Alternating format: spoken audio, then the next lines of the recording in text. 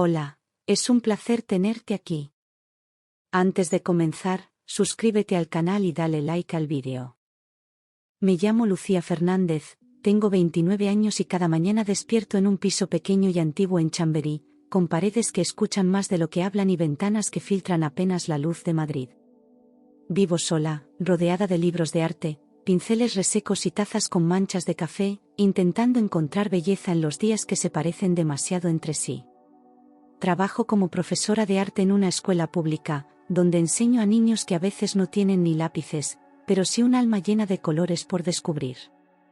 Nunca tuve grandes lujos, pero sí una educación sólida, una ética de trabajo incuestionable y un corazón que aún cree en los finales felices. Soy esa mujer que sonríe cuando corrige deberes, que sueña despierta en los semáforos, y que aún no sabe que su vida está a punto de incendiarse. Después de 3 años de compartir cafés, libros, viajes a Segovia y silencios que no pesaban, Alejandro de la Riva me pidió matrimonio una tarde de otoño en el Parque del Retiro, bajo los árboles dorados y entre los aplausos improvisados de unos turistas. Sacó el anillo con manos temblorosas, pero la mirada firme, como si estuviera seguro de que aquel paso era el correcto. Yo no dudé. Dije que sí con una sonrisa que me dolía en las mejillas y los ojos húmedos de felicidad. En ese instante creí que todo encajaba, que finalmente la vida me premiaba con algo limpio, profundo y eterno. Pasé los siguientes meses como en un sueño, dejando que cada detalle de la boda cobrara forma con una mezcla de cuidado y ternura. Elegí un vestido sencillo, de seda blanca, bordado a mano por una costurera del barrio, seleccioné flores silvestres y frescas, sin artificios, y reservé un pequeño restaurante con vistas al río Tajo, en Toledo, donde brindaríamos con nuestros seres queridos. Cada elección era un reflejo de lo que sentía por Alejandro, amor sin adornos, sin excesos, solo verdad. Todo era perfecto, o eso creía yo, hasta que algo empezó a rasgar esa perfección por dentro, sin que aún pudiera verlo. La tarde antes de la boda, mientras doblaba con cuidado mi velo y colocaba los últimos detalles en la maleta, el móvil vibró sobre la mesa de la cocina. Era un mensaje de Alejandro: mi madre quiere verte hoy en la cena en nuestra casa. Sentí como el estómago se me encogía, como si algo dentro de mí supiera que esa frase no era una simple invitación. No era habitual que me pidieran verme tan de repente, y menos en vísperas de nuestro gran día. Pero como siempre, respiré hondo, cerré el bolso y decidí ir. Mientras bajaba las escaleras del edificio y el eco de mis tacones resonaba entre los muros fríos, una inquietud me trepaba por la espalda como un murmullo oscuro. No era la primera vez que Isabel, la madre de Alejandro, me convocaba sin previo aviso, con esa sonrisa de cortesía que siempre escondía algo más. Nunca me sentí bienvenida en su casa, por más que fingiera interesarse por mi trabajo o mis orígenes. Esta vez, sin embargo, algo era distinto. Había una tensión en el aire, un silencio en el mensaje que gritaba demasiado. Recordé cada vez que crucé las puertas de su mansión en La Moraleja, desde la primera vez en que observó mi abrigo barato como si fuera una reliquia de otro siglo, hasta la última, cuando sugirió que estudiara modales de mesa en tono de broma. Siempre encontraba la manera de disfrazar el desprecio con elegancia. Su acento era impecable, sus frases precisas, pero sus ojos decían claramente que no me consideraba digna. Aún así, yo sonreía. Por Alejandro. Por amor. Por no perder lo que tanto había tardado en encontrar. Nunca olvidaré aquella noche en la que, rodeada de amigos de la familia, Isabel soltó una frase como quien lanza un dardo disfrazado de chiste: Lucía tiene mucha iniciativa, se nota que sabe lo que quiere, ¿verdad, hijo? Todos rieron, y yo también, por instinto, pero sentí como algo se quebraba dentro de mí. Me estaba llamando cazafortuna sin decirlo. Nadie lo notó, o tal vez todos lo permitieron, porque lo había dicho ella. Desde entonces, empecé a construir una coraza invisible cada vez que pisaba aquella casa. Esa tarde, me duché con calma, me maquillé como quien se pone una armadura y escogí un vestido azul oscuro, sobrio, sin escotes ni provocaciones, uno que no diera pie a comentarios maliciosos. Me recogí el pelo en un moño bajo, y me puse los pendientes de mi madre, los únicos que aún conservo.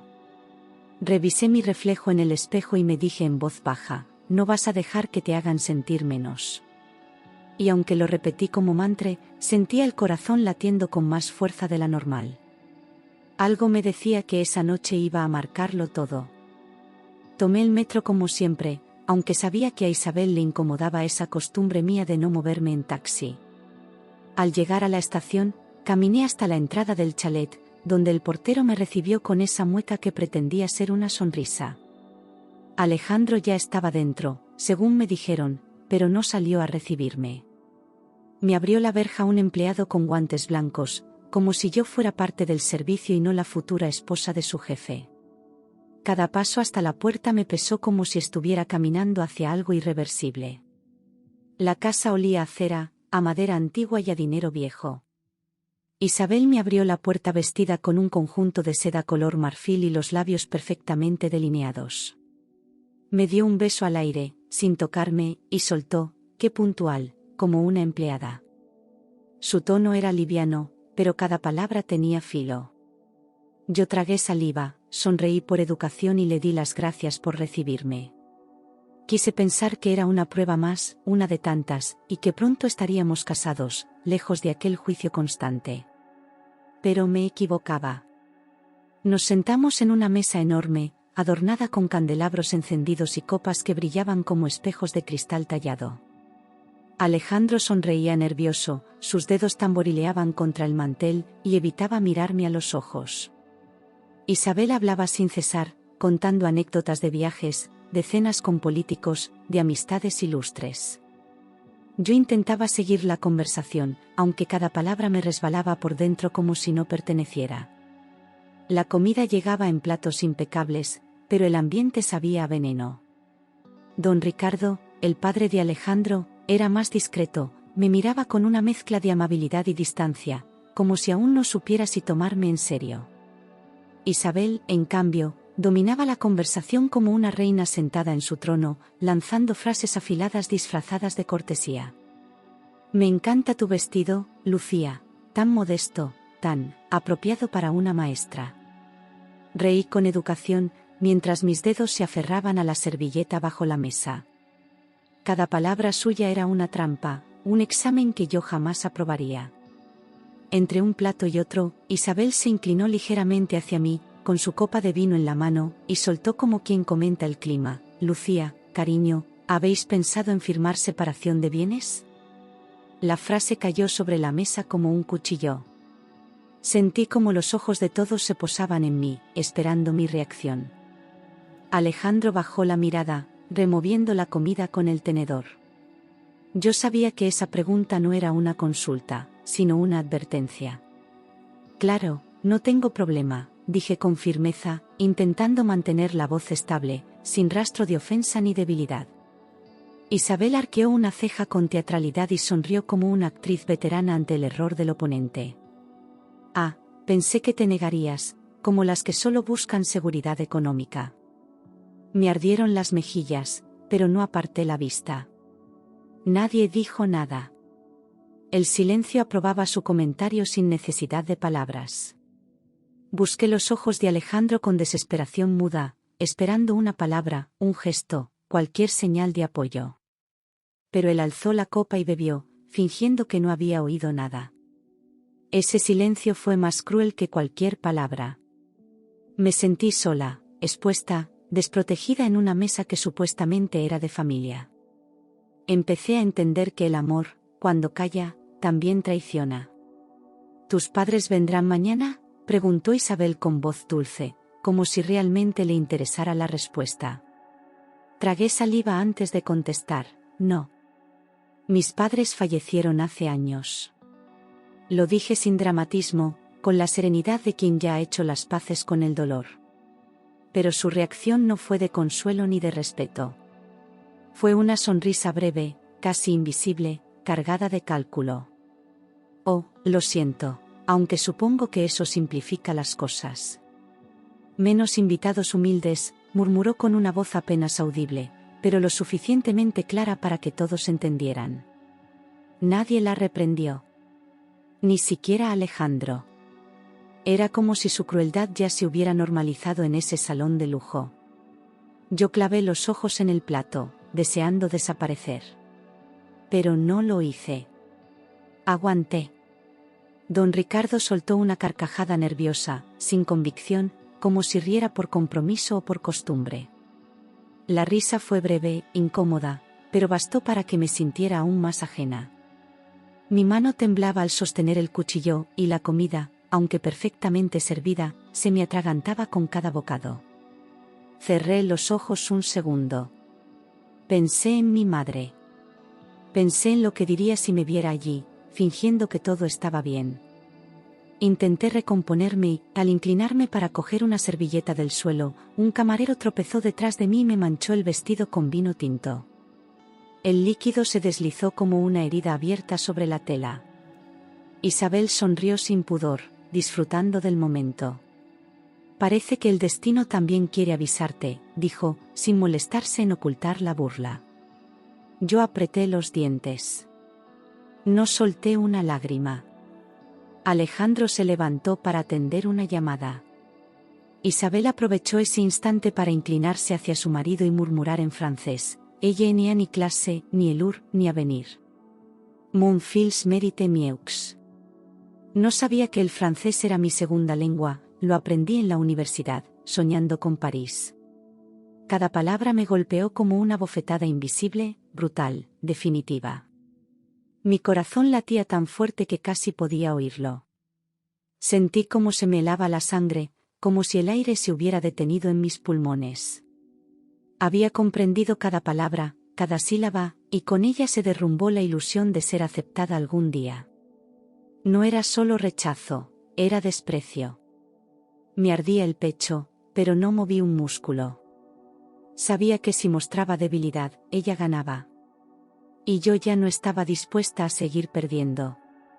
Isabel no se detuvo ahí. Se acomodó la servilleta con elegancia fingida y, aún en francés, soltó una nueva puñalada. «Je parie que pleure des la première facture». No pude evitar tensar la mandíbula. Aquel desprecio venía con una sonrisa en los labios y la convicción de quien no temía consecuencias. Pensaba que yo era una niña frágil, incapaz de sobrevivir sin el dinero de su hijo. Lo que no sabía era que llevaba toda la vida enfrentando la vida sola. Sin dejar espacio al respiro, Isabel concluyó su veneno con una carcajada breve. «Son regard, on dirait une fille de province déguisée en mariée». No era solo cruel, era deliberado, calculado, como una escena que había ensayado muchas veces en su cabeza. Me vi reflejada en su burla, una intrusa sin apellido, sin fortuna, sin armadura. Pero no lloré. El dolor dejó de ser sorpresa y se volvió claridad. Tomé la copa de vino con firmeza, aferrándome a ella como si fuera lo único sólido en esa sala que se venía abajo. Sentía el pulso en la garganta, en las sienes, en los dedos. Podía escuchar el sonido sordo de mi corazón partiéndose, como una promesa rota en 1000 pedazos. Pero no grité, no lloré, no huí. Me limité a observar, en silencio, el final de una farsa que por fin reconocía como tal. Alejandro volvió como si nada hubiera pasado, ajeno al teatro que se había desarrollado en su ausencia. «¿Todo bien, amor?», preguntó, con su sonrisa torcida de siempre, como si me leyera preocupada por el menú y no por el alma hecha trizas. Lo miré fijamente, esperando que al menos notara el temblor en mis manos, la tensión en mi cuerpo. Pero él solo se sentó. No preguntó más. No quiso saber. Isabel alzó su copa con ese gesto aprendido de las galas y los cócteles de embajada. «Por los comienzos prometedores», dijo, mirándome con una chispa cruel en los ojos. Todos brindaron. Alejandro también. Yo choqué mi copa con la suya por educación, no por convicción. Sentí el cristal tocar el suyo como quien choca dos máscaras. Nada en esa mesa era real. Me levanté apenas se dio por terminada la velada, sintiendo el peso del vestido manchado, del estómago revuelto, de las emociones contenidas. Isabel se acercó con su andar elegante y me ofreció un beso en la mejilla. «Hasta mañana, querida, si aún te apetece casarte», susurró como quien lanza una moneda al aire. Sonreí sin devolver el gesto, ya sin fuerzas para fingir que no entendía su intención. Todo en ella era un adiós disfrazado de cortesía. Justo cuando me giraba para irme, algo dentro de mí, algo profundo, silenciado durante años, me detuvo. Me di la vuelta, le tomé la mano con firmeza y la miré directamente a los ojos, sin bajar la mirada, sin pedir permiso. Ella no se lo esperaba. Esa mujer que durante tanto tiempo había jugado con mi inseguridad, por fin sentía una amenaza real. Iba a escucharme. Con voz serena, segura y sin elevar el tono, le dije en un francés perfecto: Bonne soirée, madame. Et merci pour vos conseils de mairie inspirants. La frase fue una daga elegante, afilada y precisa, que cruzó el aire entre nosotras y se clavó en su arrogancia. Su expresión cambió de inmediato, los ojos se abrieron, los labios temblaron apenas. Acababa de descubrir que yo había entendido todo. Cada palabra. Cada insulto. Su cara palideció al instante, como si el mundo se hubiera desplazado bajo sus pies y no encontrara dónde apoyarse. Don Ricardo tosió, incómodo, tratando de disimular el golpe. Alejandro frunció el ceño, sin entender nada, atrapado entre dos lenguas y una guerra que ya no podía evitar. Yo mantuve la mirada firme, sabiendo que, por fin, tenía el control. El silencio fue absoluto. Y eterno. Giré sobre mis tacones con una calma que no sabía que tenía y caminé hacia la salida sin volver la cabeza. No esperé que nadie me siguiera, ni que Alejandro preguntara qué había pasado. Abrí la verja sola y sentí el aire de la noche como un respiro necesario. Caminé hasta la parada del autobús, ignorando los coches lujosos, los faroles dorados, la mansión a mis espaldas. Por primera vez en años, me sentía libre. Subí al autobús sin mirar atrás, me senté junto a la ventana y en cuanto arrancó, no pude contenerlo más. Las lágrimas comenzaron a caer sin permiso, una tras otra, como si todo lo que había contenido se desbordara de golpe. La gente me miraba, algunos con curiosidad, otros con lástima, pero a mí no me importaba. En ese momento, me sentía vacía, rota, como si la humillación me hubiera despojado de algo que no sabía que podía perder. Había creído en un amor que no me defendió, en una familia que nunca me aceptó. Y ahora solo quedaba el dolor crudo, desnudo. Llegué a casa pasadas las 11, y aunque estaba agotada, no logré dormir ni un minuto. El vestido colgaba en la pared como un recordatorio cruel de una felicidad que ya no existía. Me tumbé en la cama con los ojos abiertos, repasando cada palabra, cada mirada, cada silencio de la noche anterior. Me preguntaba si de verdad iba a casarme con un hombre que no supo protegerme ni una sola vez. Aquel insomnio no era ansiedad, era lucidez. A las 6 de la mañana abrí la ventana y dejé que el aire frío de Madrid me golpeara la cara como un despertar necesario. El cielo aún era gris, y la ciudad comenzaba a moverse como si nada pasara. La boda debía empezar en 4 horas, y yo aún no había tomado una decisión final, pero por dentro ya sabía la verdad. Me miré en el espejo, con la cara hinchada por el llanto y los ojos cansados. Y entendí que no podía traicionarme a mí misma. El móvil vibró sobre la mesa como si tuviera vida propia. Era Alejandro. ¿Dónde estás? Mamá está preocupada, dijo con voz tensa, como si el problema fuera el retraso y no lo que había sucedido. Sentí una oleada de náusea al escuchar su tono, tan distante, tan fuera de lugar. No mencionó cómo me había sentido, ni si estaba bien, ni una sola palabra de disculpa. Solo hablaba de apariencias, de mantener la imagen, de no causar escándalo. Apagué el móvil sin decir una palabra y me quedé sentada en el borde de la cama. Miré el reloj, escuché los sonidos de la calle, el tráfico, los pájaros, todo seguía su curso mientras mi vida cambiaba para siempre. Me levanté, fui hasta el armario y supe con certeza que no habría boda. No porque no amara, sino porque me amaba más a mí. Y eso, por fin, era suficiente. Tomé el teléfono fijo y llamé al restaurante. La boda se suspende, dije con voz firme, sin titubear. Luego llamé a la florista, al fotógrafo, al chofer. Cada llamada era como quitarme un peso del pecho, como soltar una cuerda que me había tenido atrapada durante meses. Nadie preguntó por qué, solo anotaron la cancelación con profesionalismo. Colgué el teléfono y sentí, por primera vez, un silencio en casa que no dolía. Descolgué el vestido de su percha y lo extendí sobre la cama como si fuera un cuerpo inerte. Lo toqué con cuidado, repasando con los dedos cada costura, cada encaje, cada botón.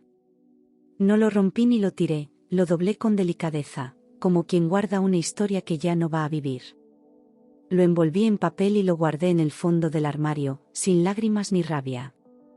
Era solo eso, una prenda de otra vida. A mediodía sonó el teléfono. Era ella. Su voz era tan afilada como siempre, pero ahora disfrazada de preocupación. Lucía, no cometas una estupidez. Nadie más aceptará a una mujer sin familia ni fortuna, dijo sin rodeos, como si estuviera dándome un consejo amable. Aquellas palabras me confirmaron que nunca me vio como una igual, solo como una amenaza al linaje que defendía con uñas y veneno. Y esta vez, no me tembló la voz. Prefiero estar sola que casarme con alguien que no me respeta, contesté con una calma que la desconcertó. Del otro lado hubo un silencio denso, inesperado, como si no supiera cómo responder a una mujer que no le tenía miedo. Sabía que esperaba súplica, duda, inseguridad, pero encontró certeza. Ya no quería convencer a nadie, ni encajar, ni soportar. Yo ya había elegido. Isabel colgó sin despedirse, como si yo ya no mereciera ni una palabra final. No hubo gritos, ni amenazas, ni lágrimas. Solo el clic seco del teléfono al cortarse, sellando una historia que nunca fue mía. Me quedé mirando la pantalla en blanco unos segundos, sintiendo que aquel silencio era, en realidad, mi libertad. Por fin, había cerrado esa puerta para siempre. Apenas unas horas después de la hora prevista para la ceremonia, los mensajes empezaron a inundar las redes. La novia desapareció, drama en la boda de la Riva, cancelación de última hora, fuga o humillación. Nadie sabía los detalles, pero todos querían hablar. Las fotos de la iglesia vacía, del altar decorado sin sentido, de los invitados desconcertados se viralizaron en minutos. Yo lo vi todo desde el móvil, en pijama, con una taza de té frío entre las manos. Y aunque dolía, también sentí alivio. Por fin, la verdad salía del salón dorado donde siempre la habían escondido. Una revista local publicó una nota titulada «La profesora que rompió el compromiso con un arquitecto de renombre». Usaron una foto mía, tomada meses antes, sonriendo frente a la escuela, sin maquillaje, sin defensas. Me llamaron impulsiva, orgullosa, ingrata. No mencionaron ni una palabra sobre Isabel, ni sobre lo que pasó esa noche. La humillación era pública, pero la razón seguía siendo mía. Pasé 3 días sin salir de casa, sin responder llamadas, sin abrir las persianas. No comía, no hablaba, no lloraba. Solo me sentaba en el sofá con una manta sobre los hombros, escuchando el tic-tac del reloj como si fuera lo único vivo en la habitación. Todo lo que había construido se desmoronó en un suspiro, y por un momento pensé que tal vez tenían razón, que había destruido mi única oportunidad de ser feliz. Pero algo dentro de mí aún respiraba. El 4.º día, alguien llamó a la puerta con insistencia. Era Laura, mi compañera de trabajo, con una bolsa de comida, una manta nueva y una mirada que no necesitaba palabras. Lucía, no eres tú la que debe avergonzarse, me dijo con una voz tan clara que rompió mi silencio. Se sentó conmigo, comimos juntas en el suelo, y hablamos durante horas. Por primera vez desde la boda, sentí que no estaba sola. Poco a poco volví a la escuela, primero para ordenar papeles, luego para retomar las clases. Los niños me recibieron con abrazos, dibujos y preguntas inocentes. ¿Por qué no te casaste, profe?, dijo una niña, con una sonrisa desdentada. Porque hay cosas que no merecen nuestra felicidad, respondí, y me sorprendí de la firmeza de mi voz.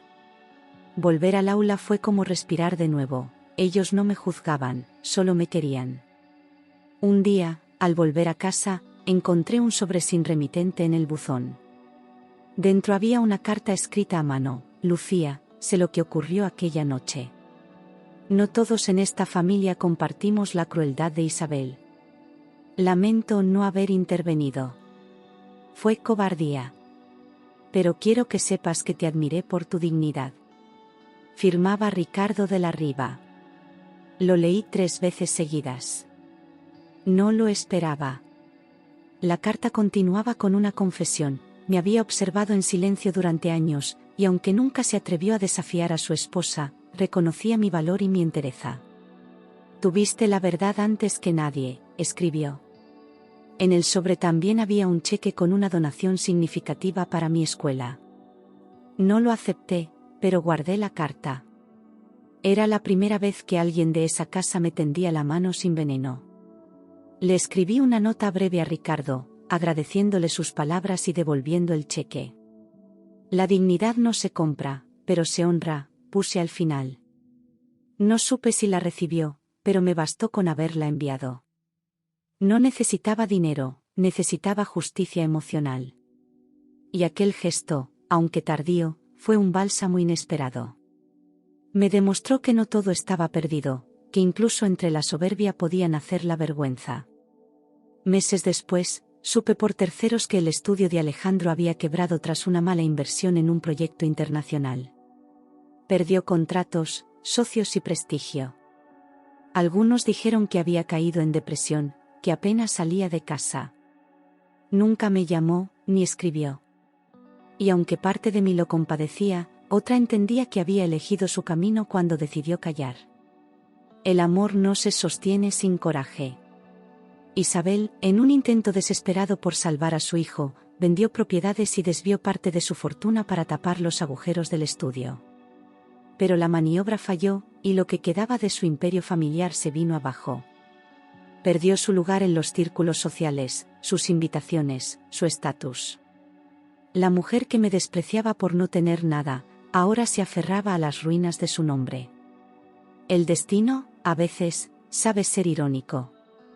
3 años después, durante un viaje a París para visitar una exposición sobre mujeres artistas del siglo XX, entré en el Musée d'Orsay con una emoción tranquila, como quien ya ha hecho las paces con la vida.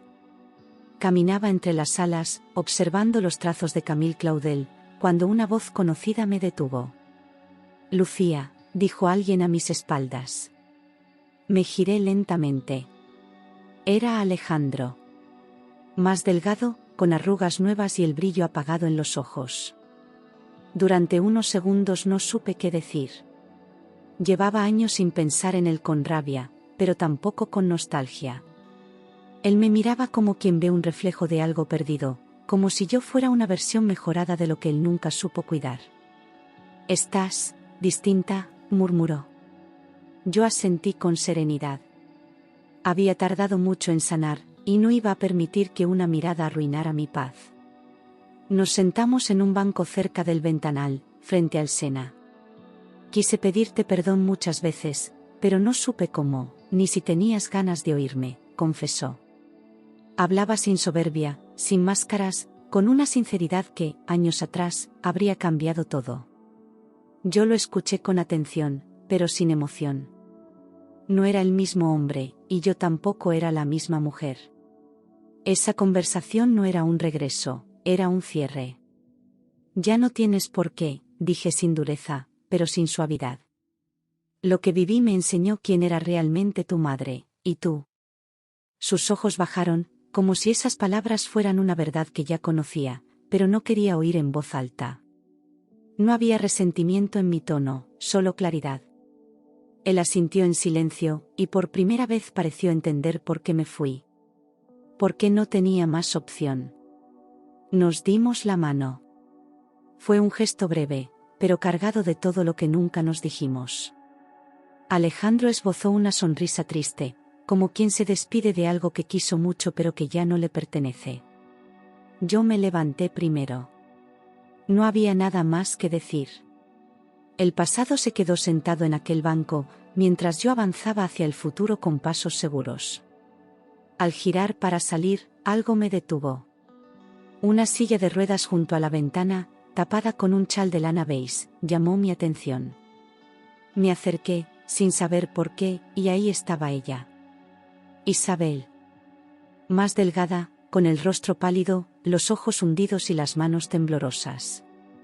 Me miró como si viera un fantasma, como si el tiempo no hubiera borrado ni una palabra de lo que dijo aquella noche.